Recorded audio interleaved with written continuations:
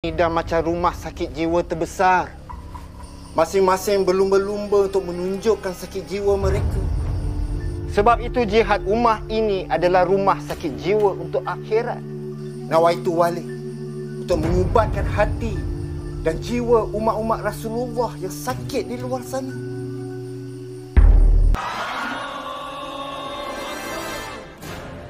Dakwah itu ubat hati, makanan jiwa. Walid tahu. Sebab bila Walid cuba menyampaikan kebenaran, Walid akan dapat dua reaksi yang berbeza. Yang cerdas akan merenung. Yang bodoh akan tersinggung. Walaupun terasa pahit, kebenaran adalah ubat yang diperlukan untuk merawat dan menyembuhkan jiwa.